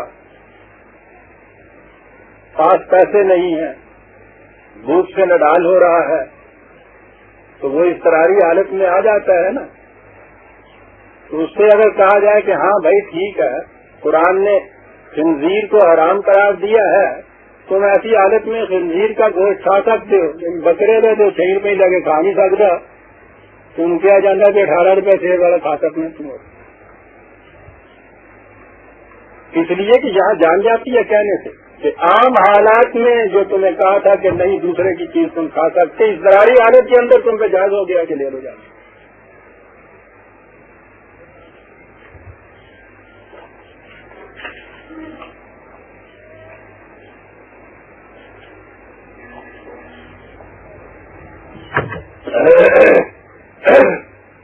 اضطراری حالت میں یہاں بڑی عجیب چیز وَإِنَّ كَثِيرًا لَيُضِلُّونَ بِأَهْوَائِهِمْ بغیر علم. کہا اس کے بعد تم دیکھو گے مذہبی پیشوائیت آئے گی بنا سرشتے بنا دے گی حرام اور حلال اتنی لمبی چیزیں بغیر علم. علم صرف وہی کا علم ہے عزیزان من، اس کے بغیر ہی فرشتے بنائے ہوئے تمہارے لیے. یہ حرام ہے، یہ حلال ہے، یہ حرام ہے، یہ حلال ہے. ان ربک ہوا عالم بالمعتدین. عجیب کا کہا ہم نے تو لکیر کھینچی تھی کہ بس یہاں تک یہ ہے حرام کی چیز ہے، لیکن تم دیکھو گے کہ پھر یہ اس لکیر کو باندھ کے پوچھو نہ کہ کھو تو پورے جان کے کوڑی کوڑی کر دیں. معتدین ان حدود سے تجاوز کرنے والے، فرشتے مرتب کرنے والے. اتنی سی چیز جو ہم نے تمت کلمت اور ربے کا کہا تھا کہ بھائی یہ چیزیں جو ہیں بس یہی نہ چلتے جا رہے ہیں، پھر آگے بڑے چلے جا رہے ہیں، فرشتے مرتب ہو رہی ہیں ان کی. اور ہم جانتے ہیں ان کی بات نہ ماننا. لیکن میں نے جیسا عرض کیا تھا کہ یہ تو ایسی چیز ہے بچپن سے ہی ذہنوں کے اندر جب کسی چیز کے متعلق کے ڈال دیا جائے کہ یہ چیز حرام ہے تو اس سے تو پھر طبیعت اتنی ابا کرنے لگ جاتی ہے کہ وہ شرابی شراب کا پیالہ رکھا ہوا ہے، یعنی اس کے ممنوع ہونے میں تو شبہ ہی نہیں ہے، بنفسِ سری ممنوع ہے. بہت خوش ہو کے اس سے پینے والا اگر کہیں چوہیا پھدکتی ہوئی اس پیالے کے اندر آئے تو شراب لے لے. یعنی دیکھا یہ اثر جو ہے سائیکولوجیکل کتنا گہرا ہوتا ہے کسی شے کے متعلق بچپن سے یہ کیسے کرے گا. جینی کا بچہ جو ہے گوشت سامنے آ جائے تو کیا کرتا ہے، مسلمان کا یہ بچہ جنہیں مزے نہ لے ہڈی چوسنا آ گا، دودھ نہیں پیتا اس مزے نہ لے. یہ کیا چیز ہے؟ بچپن کی تربیت کھاتا ہے اور اس کا نکالنا بڑا مشکل ہوتا ہے. قرآن نے یہ کہا یہ چیز کیا کیا جائے بغیر علم تم کو یہ گمراہی کے راستے پہ ڈال دیں گے، یہ حدود سے تجاوز کرنے والے. اور ابھی تو عزیزان نے من بہرحال وہ وقت نہیں آیا، بتا رہے ہیں کہ ابھی چند سال 30 سال کے بعد ہی ابھی یو این او میں سے وہ نکلی ہے ان کی پاپولیشن کی رپورٹ. وہ کہہ رہے ہیں کہ 2000 عیسوی میں دنیا کی آبادی جو ہے وہ آج سے غالباً 2 سے بھی زیادہ وہ کہتے ہیں ہو جائے گی. اور اتنی آبادی جب بڑھے گی اور اس وقت پھر یہ چیزیں کھانے کی جو ہیں، یہ جس قوم نے اتنی چیزیں اپنے اوپر حرام قرار دی ہوئی ہوں گی اس وقت دیکھیے کہ ان کو کتنی مشکل پیش آئے گی. جس نے یہ چن کے محض 2-3 چیزیں حرام قرار دی تھی وہ ایسے ہی نہیں ہے اس نے کر دیا، وہ قیامت تک انسانوں کی ضروریات سے واقف ہے.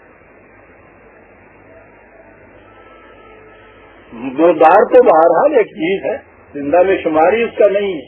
تو زندہ میں تو یہی لحم خنزیری ہے نا.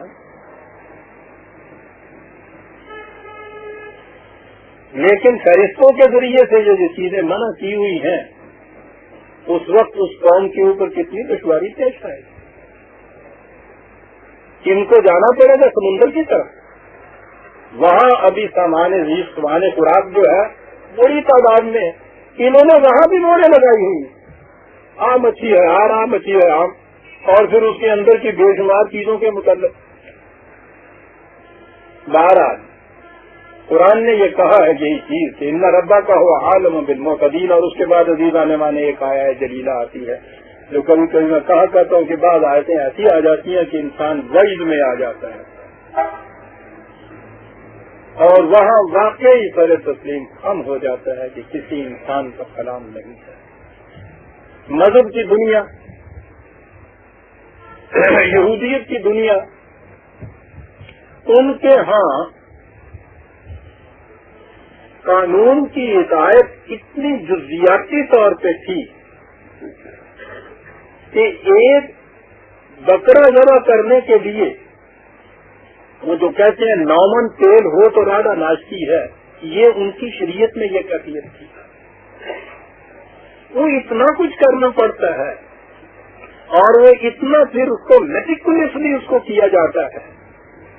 اتنی لمبی چھری ہو, اتنے فاصلے پہ کھڑا ہو, اس طرح سے لٹایا جائے, اس طرح سے کھڑا ہوا جائے, اس وقت یہ پڑھا جائے, اس وقت یہ دوہرایا جائے, اس قدر, اور زندگی کے سارے شعبوں کے متعلق اس طرح سے ان تمام چیزوں کا وہ اتباع کر رہے تھے کہ زندگی خود بوارے دوش بن رہی ہے. لیکن وہ اتنا کچھ اس کے متعلق کرتے تھے, اس کے باوجود کیفیت یہ کہ ضرورت ذلت والمسکن ارباؤ بغضب من اللہ, ذلت و مسکنت کی مار اس قوم کے اوپر تھی. ذلیل اور خوار دنیا میں پھر رہے تھے. یعنی شریعت کے ان احکام کی اس طرح سے جزیاتی طور پر میٹیکولسلی اس کی اطاعت کرنے والی قوم. کیفیت ان کی یہ کہ دنیا میں ذلیل و خوار پھر رہی ہے. ذہن میں رکھیے گا اس چیز کو. اسی کا رد عمل تھا عیسائیت. اس نے آگے کہا کہ یہ سب کچھ غلط کر رہے ہو تم, یہ ساری ظواہر پرستی ہے, یہ جتنی چیزیں مرئی ہیں, محسوس ہیں, نظر آنے والے ارکان ہیں, ان کا تم اتباع کر رہے. حضرت عیسیٰ علیہ السلام کے بعد جس شکل میں بھی انجیل میں ہے وہ دیکھیے کہ وہ حیکل کی سیڑھیوں پہ کھڑے ہو کے کیا کرتے تھے. کمبختو تمہاری کیفیت یہ ہے کہ تم وہ سفیدی کی ہوئی قبروں ہو, بظاہر تمہارے ہاں کی قانون شریعت کے اتباع کی یہ کیفیت ہے, لیکن اس کے اندر اس کا مقصد, اس کی روح جو ہے اس کو اس قدر تم نے ترک کیا ہوا ہے, اس سے اس قدر غافل ہوئے ہو. نتیجہ اس کا یہ ہے کہ اتنی قانون کی ہدایت کے باوجود کوئی خوشگوار نتیجہ تمہارے حصے میں نہیں آ رہا تھا. اس کا رد عمل آپ کے ہاں عیسائیت آئی. انہوں نے اٹھا کے سارے قوانین کو ہی دریا برد کر دیا. انجیل میں کوئی قانون ہی نہیں ہے, کوئی قانون نہیں سوائے ایک قانون کے کہ وہ یہ شادی جو ہے, نکاح جو ہے, یہ صرف زنا کی بنا پہ طلاق ہو سکتی ہے, ادروائز اس کے علاوہ کوئی طریقہ الگ ہونے کا نہیں ہے. صرف ایک قانون ہے اور وہ بھی ایسا ناقابل عمل قرار دے دیا عیسائی کی دنیا میں. یعنی ان کے ہاں قانون ہے ہی نہیں, یہاں زور دیا گیا روحانیت کے ترک دنیا, ترک علائے, خانقاہیت کی زندگی, رہبانیت کی زندگی, شادی بھی نہیں کرانی, بال بچے کا تو ذکر ہی نہیں, مونسٹری میں جا کے رہنا, خانقاہوں میں رہنا, جنگلوں میں جا کے رہنا, ترک دنیا. یہی چیز دنیا کے ہر مذہب میں. ہندوؤں نے اپنے ہاں یہ 4 الگ الگ زندگی کے شعبے بانٹ لیے.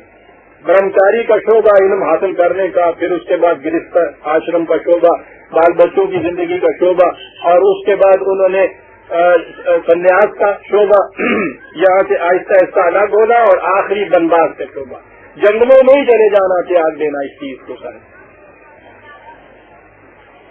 دنیا کے تمام مذاہب میں یہ کیفیت تھی کہ یا تو قانون کی اس طرح سے وہ عطائب کرتے تھے کہ وہ جو ظاہری الفاظ ان کے ہیں، ہر فن ان کا اتباع مقصد سے بالکل طرف نظر، یا یہ کہ کوئی قانون ہی نہیں ہے، کہا کہ صاحب زور ہی انسان اپنی روحانیت کے اوپر دے، باطنیت جسے کہا جاتا ہے یا اس کے اوپر ہے، اس میں مقصد غائب، سب کچھ کرنے کے باوجود نتیجہ کوئی نہیں۔ کوئی چیز آپ مکینیکلی کرتے چلے جائیے، اس کا کوئی نتیجہ ہی نہیں نکل سکتا، اس کے رد عمل میں قانون ہی کوئی نہیں، زندگی چل ہی نہیں سکتی اگر اس میں قانون نہ ہو تو۔ قانون تو نہایت ضروری ہے۔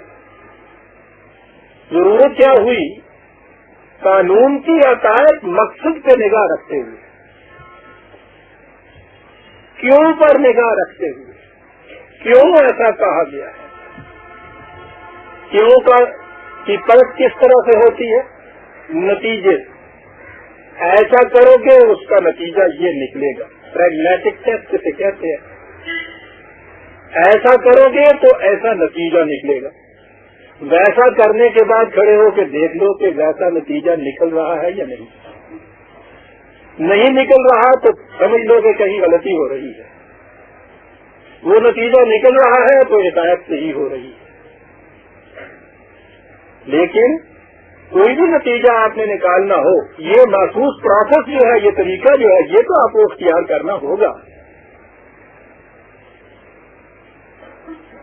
دوائی پینے سے آپ کو شفا ہوگی، دوائی ایک محسوس چیز ہے، اس کا نتیجہ آپ کے سامنے آئے گا کہ بیماری دور ہو جائے، یہ اس کا مقصد ہے۔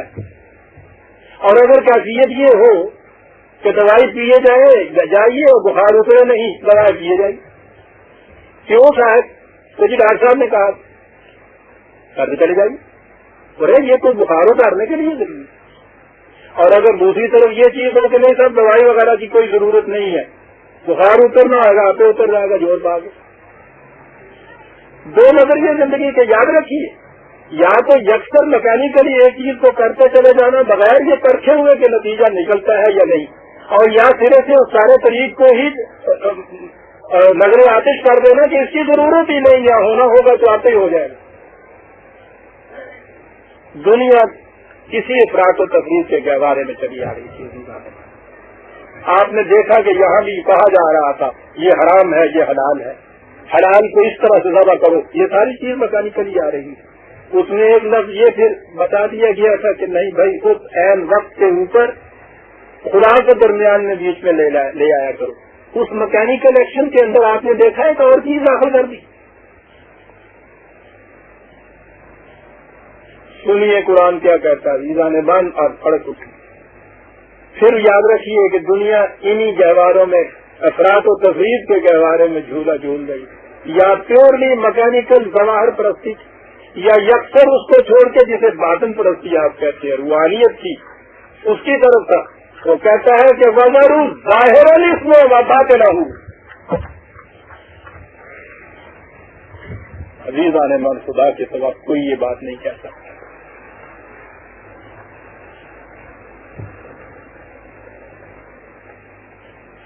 یہ نہ کہیں یہ چیز کرو کہ صاحب یہ چیزیں مکینیکلی ظاہر میں جس انداز سے کچھ ہو رہا ہے اس کے مطابق کیا جائے، اس کی خلاف ورزی نہ کی جائے۔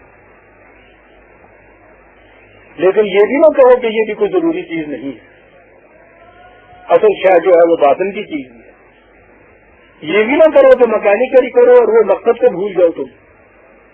یہ بھی نہ کرو کہ مقصد جو ہے سامنے رکھو اور وہ چیز جس ذریعے سے آنی ہے اس ذریعے کو چھوڑ دو تم۔ بڑا ضروری ہے کہ موٹر میں پیٹرول ڈال کے چلے، لیکن یہ نہ کرو کہ پیٹرول ڈال کے ان گراج بند کر رکھو کہ آپ راولپنڈی کا پہنچ جائیں گے۔ آپ موٹر بھی ہے پیٹرول بھی ہے، دو ہی چیزیں تو چاہیے آپ کو۔ نہیں ڈالی ہے نا تو ہم چلانا نہیں ہے نا، تانگی ہو یہ اس موٹر کے سفر کی بات نہیں ہے۔ اور اگر یہ ساری ظاہر کی چیزیں چھوڑ دیجیے اور کہ یہ کہاں تک پہنچ جاؤں گا، یہ بات نہیں ہے۔ یہ بھی نتیجہ خیز نہیں ہو سکتی، وہ بھی نتیجہ خیز نہیں ہو سکتی۔ زندگی، اب آئے ہم تمدنی زندگی سے. زندگی قوانین کے سہارے چلے گی. تمدنی زندگی میں قوانین نہایت ضروری. قوانین تو محسوس ہوں گے. کیپ ٹو دی لیفٹ، بائیں طرف چلو، یہ ایک چیز ہے.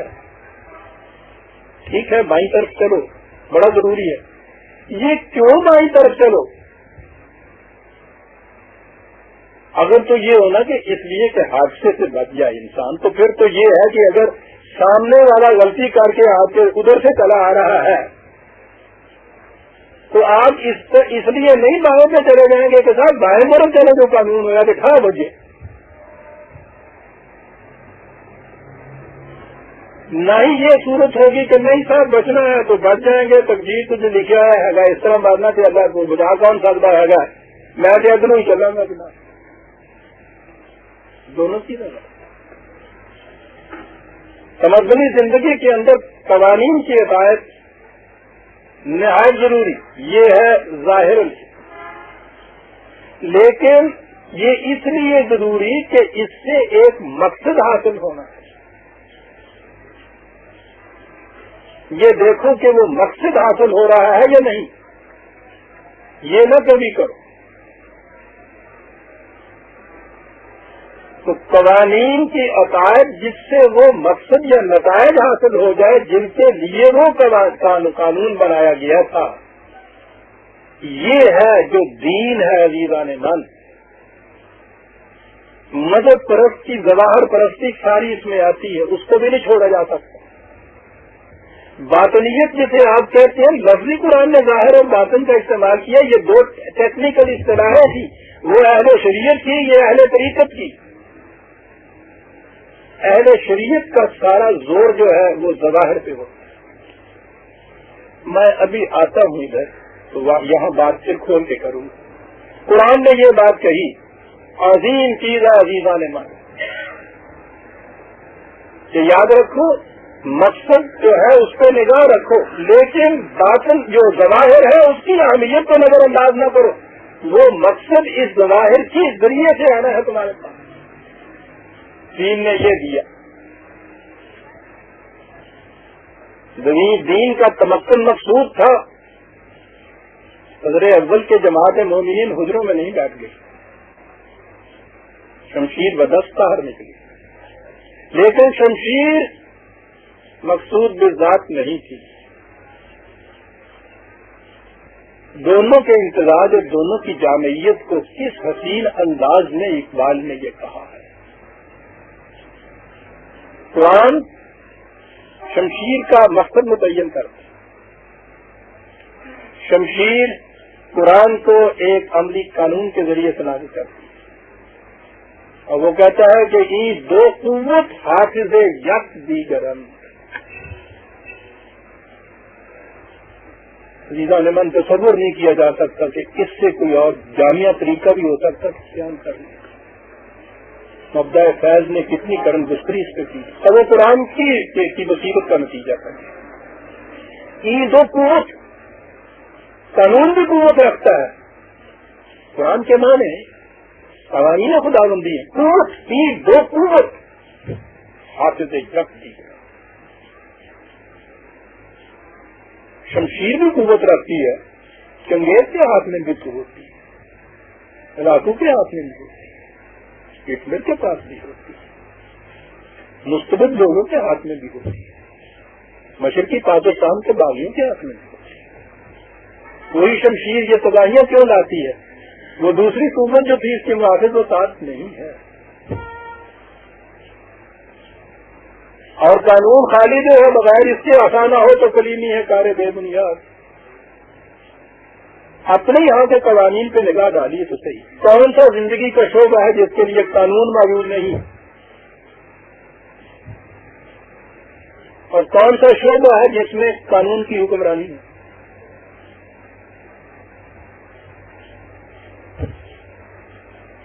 عزیزان من، 1400 برس کو کہہ رہا ہے بیشتر نظر ظاہر اس میں وبا دینا. جسم کے ظواہر سے بھی بچو، اس کے باطن سے بھی بچو.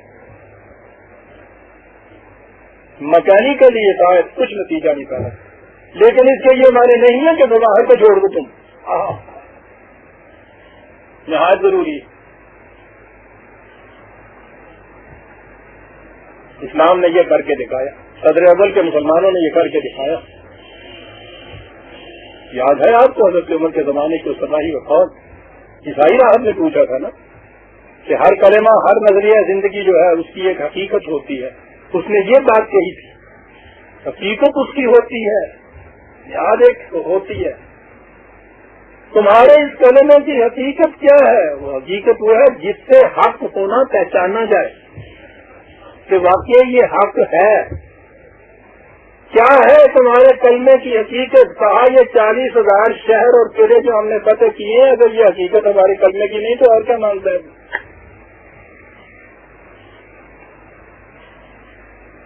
اعلان ہونا مومن کا اسی طریقے سے ہو سکتا تھا، تصویر کے ذریعے سے نہیں ہوتا،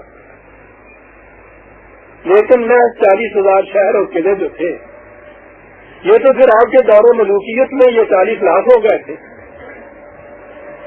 ہر نیا قلعہ نئی تباہی کا پیش خانہ بنتا کرا گیا۔ کیا ہوا؟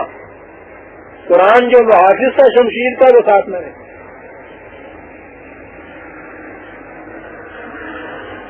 ان کے ہاتھوں میں شمشیر رہ گئی، ان کے ہاتھوں میں قرآن کا نیام رہ گیا۔ قرآن کے الفاظ کو جس طرح اس قوم نے دہرایا ہے، دنیا کی کوئی قوم ایسے نہیں کرے گی۔ یہ ظواہر ہے نا اس کا۔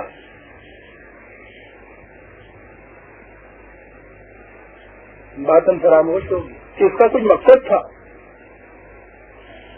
دوسرے والوں نے کہا کہ ہم نے اس کا باطن لے لیا، ماض پورا مغفرہ برداشت یا بڑے کورنے، انہوں نے اس کا ظواہر جو تھا اس کو ختم کر دیا۔ دونوں دین سے الگ ہو گئے۔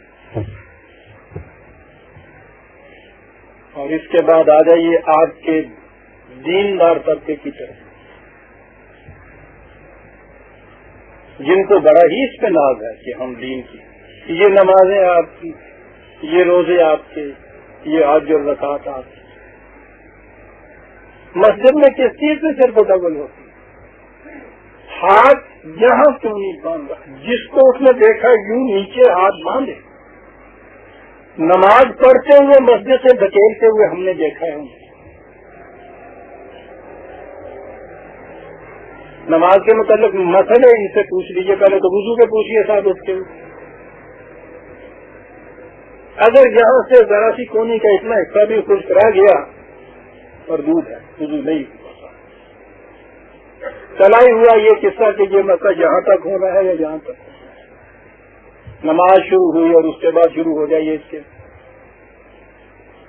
اتنے فرائض، اتنی سنتیں، اتنے مستحبات، اتنے، اور اس کے بعد پاؤں کے درمیان اتنا فاصلہ، سجدے میں یوں ہاتھ رکھے جائیں گے، اللہ اکبر کرتے ہوئے یہاں تک ہاتھ آئیں گے، ذرا نیچے اوپر ہوئے نہیں اور دعائی ملی نہیں، وہاں سے قیامت ایک برپا ہو جاتی ہے صاحب، اور سارا کچھ، یہ سارا کچھ جس کا وہ ٹھیک ہے، الحمدللہ نماز، اور تیری نماز نہیں ہوئی آگی جی، وہ کس طرح نہیں ہوئی؟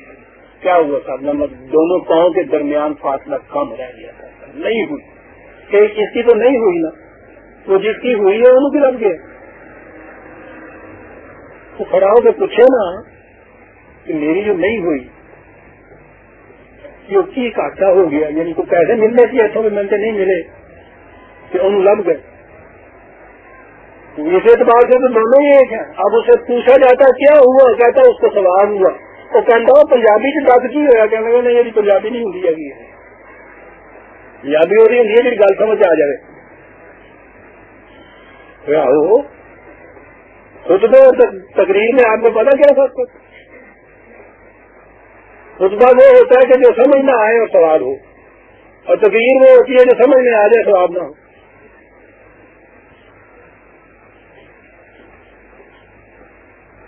پتا ہوگی نہیں نماز سے کیا نہیں ہوا، اس میں کہاں کا فاصلہ کم ہو گیا، نہیں ہوا۔ جن کی نماز ہو گئی ہے عزیزان من،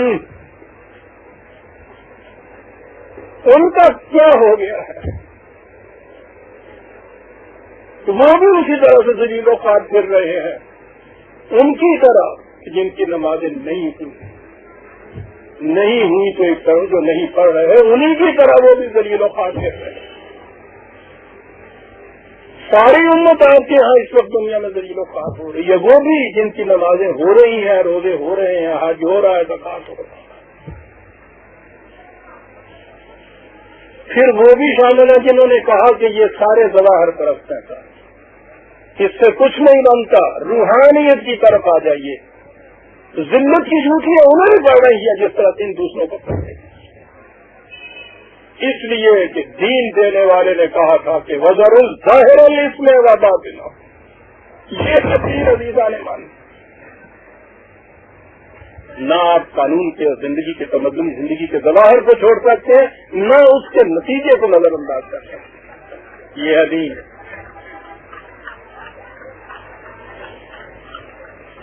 گھر کے آگے سے جانا چاہیے تھا, بند لگا کے روک لیتے ہیں ان کو.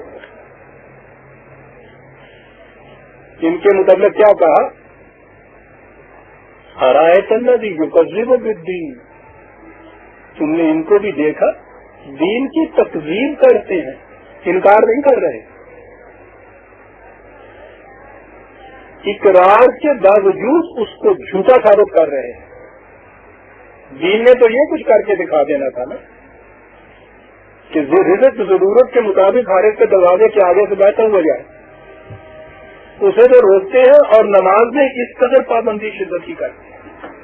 یہ دین کی تکذیب کر رہے ہیں کیونکہ لوگ یہ سمجھتے ہیں کہ صاحب نماز کا تو نتیجہ یہ نکلنا چاہیے. وہ یہ نہیں سمجھ لیتے کہ صاحب ان کی یہ نماز ہی نہیں ہے. لوگ سمجھتے ہیں کہ یہ ہے ہی غلط, صاحب نماز والی بات غلط ہے.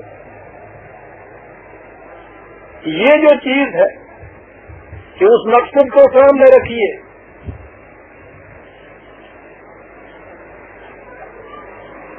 ورنہ آپ نے غور فرمایا ہے 2/117.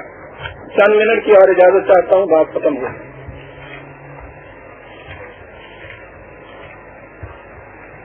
سوچیے تو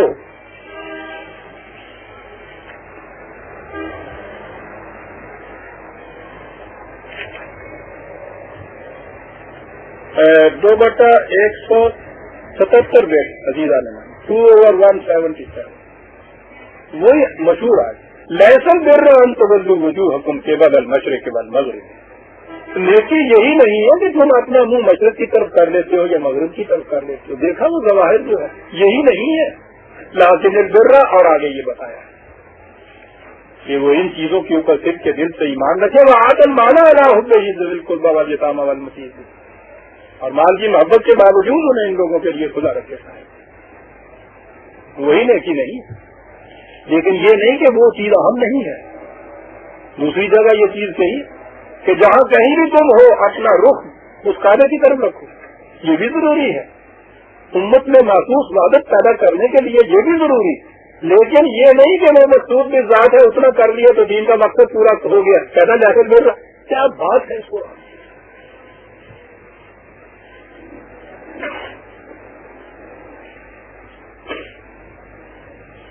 اور یہ وجہ ہے کہ قرآن نے, ٹھیک ہے تمدنی زندگی تو جو ظاہر کی قانون شکنی ہے اسی پہ گرفت کرتا ہے نا, لیکن خدا جو محاسب ہے وہ یہ کہتا ہے کہ یعلم خائنۃ الاعین وما تخفی الصدور, وہ نگاہوں کی خیانت کو اور دل کے بھیدوں کو بھی جانتا ہے. اس لیے وزر ظاہر جسم وما ہے. یاد رکھو ظواہر نہایت ضروری ہے, تمدنی زندگی کے لیے قوانین کی اطاعت نہایت ضروری ہے, اس کو نہ چھوڑ دینا. لیکن مکینیکل اطاعت کو مقصود ذات نہ سمجھ لینا. دیکھنا یہ کہ اس کا وہ نتیجہ مرتب ہو رہا ہے, یہ اس کا باطن ہے. اقبال نے بھی جو ایک جگہ کہا ہے, بڑی عمدہ چیز کہا ہے, یہ جو چیز ہے نا کہ زمین پہ ذاتی ملکیت نہیں ہو سکتی, قرآن کا مقدمہ ہے یہ, اس میں شبہ نہیں. لیکن آپ کی موجودہ شریعت تو پوچھو نہیں نا, پھر وہ کہتے ہیں کہ وہ تو کہتے ہیں اس کے اوپر حد بندی نہیں ہو سکتی. قرآن سے اس کے متعلق جب دلیل لائی گئی کہ اللہ رسول اللہ زمین تو خدا کی ملکی ہے. وہ کہا کہ جی وہ خدا کی ملکوت، یہ ارض و سما میں جو خدا کی ملکوت ہے یہ اس کا ذکر ہے. یہ نہیں کہ یہ جو زمین پڑی ہوئی ہے اس پہ کسی قسم کی ملکیت نہیں ہو سکتی. اس نے یہ کہا کہ باطن الارض للہ ظاہرت ہر کے ای ظاہر نہ لیون کافرت. یہ ٹھیک ہے باطنی طور پہ تو یہ کائنات کی ہر شے تم کہہ سکتے ہو خدا کی ملکیت ہے، اس نے کہا ہے. اس کے یہ معنی نہیں ہے کہ عقیدے کے طور پہ تو آپ یہ ذہن میں رکھیں کہ صاحب خدا کی ملکیت ہے جی، اور اس کے بعد ہر شخص لکیریں پھینک پھینک کے اس کی اپنی ملکیت میں دے. یہ تو ظاہر ہے اس کا. یہ جو آپ لکھا ہوا دیکھتے ہیں مکانوں کے اوپر لکھا ہوا ہوتا ہے کہ امانت خدا کیا ہے، مارے کے ہاں جی ہاں یہ امانت چند رو رہا نظامات. ٹھیک ہے جی، دار حقیقت تو مالو خدا ہی ہے. یہ گھر یہ زمین وغیرہ جو ہے یہ چند روزہ میرے پاس امانت ہے، اور یہ اس امانت کو دوسروں کے ہاتھوں بیچتا بھی ہے، بے بھی رکھتا ہے، زیم بھی رکھتا ہے، ریاست میں بیٹوں کو بھی دیتا ہے، پیداوار بھی کھا رہا ہے. تو جس کی امانت ہے اس کو یہ ساری میں کوئی پوچھتا ہی نہیں ہے، اور اس میں لکھا ہوا ضرور ہے کہ یہ تو اس کی امانت، میرے پاس امانت ہے تو اصل میں مالک وہی. یہ سب میں بات تو یہ ہے نا خدا ہی کا حاجی صاحب کو دیا ہوا جو کچھ بھی مال بھی جان بھی. حتیٰ کہ قرآن کی یہ آیت ان اللہ اشتری من المؤمنین اموالهم وانفسهم، مومن وہ ہے جو بیچ دیتا ہے اس چیز کو خدا سے. تو ٹھیک ہے جی، بیچنے کے بعد رکھتا ہے اپنی بات، نہ اس خریدار نے آنا نہ ہاتھ بڑھاؤں. اسے کہا کہ وہ اس کا مالک ہے، اس نے کہا کہ جدوں سامنے آئے گا کیا ہم دے دیں گے. پھر اس نے بکری چرا کے کھا لی تھی نا دوسرے کی. اس نے کہا یہاں پہ تو مکر گیا ہے، یہ کوئی گواہ نہیں شاہد نہیں، قیامت کے دن کیا کرے گا وہاں اگر یہ بات ہوگی. اس نے کہا میں وہاں بھی مکر جاؤں گا. اس نے کہا وہاں وہ بکری موجود ہوگی جو یہ کہے گی کہ اس نے مجھے چرا کے کھایا تھا. کہنے کے موجود ہوگی، میں کنوں پھاڑ کے کہوں گا لیلا بھی اپنی بکری. یہ گل اور بات ہو بکری بھی ہوتا ہی ہوگی. ایسے تو آئی ہے کہ میں کھا چکا دیکھا چکا وزر ظاہر اس میں بات وزیرہ نے من کیا لفظ آیا ہے جلیلہ کے، پوچھو نہیں کیا کچھ اس کے اندر نہیں آ گیا. ان الذین یکسبون الاسم فیجزون بما کنتم یکسبون. اور یاد رکھو یہ اسم جہاں الاسم آیا ہے وہاں ظاہر اور باطن دونوں چیزیں آئی. جن باتوں سے یاد رکھیے اضمحلال پیدا ہوتا ہے قوموں کے اندر، ظواہر کو بھی اس کے ان امپورٹنٹ نہ سمجھیں. بڑی امپورٹنٹ ہوتی ہے زندگی میں ظواہر کی. پردہ جناب دیکھتا پردہ جی اکیلے پردہ میاں ظاہر سے بھی پردہ ہے.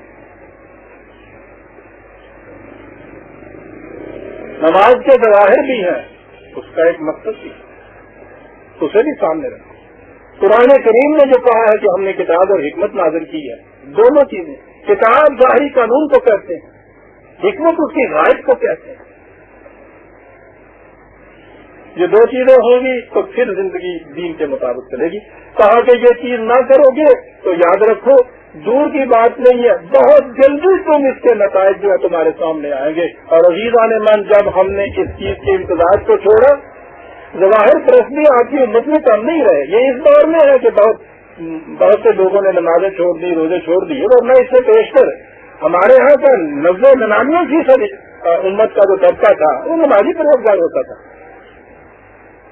لیکن کچھ نہ بن جنہوں نے ظواہر کو چھوڑا، باطن والے جو آگے صاحب پوچھو نہیں تھا کہ نہیں ان کو تو پھر بھی کچھ دنیا تو حاصل ہو گئی، ان کے حصے میں وہ بھی نہ رہا. قرآن نے کہا تھا کہ جب تگون رسم سیجزون بما کنتم یکسبون، زیادہ وقت نہیں لگے، سایوجی سون ہے، بہت جلدی نتیجہ سامنے آ جائے گا اس کا. ظواہر کو چھوڑو گے تب بھی، اور ظواہر کے نتائج کو اور مقاصد کی طرف سے آنکھیں بند کر لو گے تو بھی اس کا نتیجہ جو ہے ظاہر ہو کے سامنے آ جائے گا، اور امت یہ بھگت رہی ہے. عزیزان، سورہ الانعام کی 121 آیت تک ہم آ گئے، آئندہ 122 آیت چل دیں گے. ربنا تقبل منا انک انت السمیع العلیم. ظاہر علیہ کی بات بھی سنیے.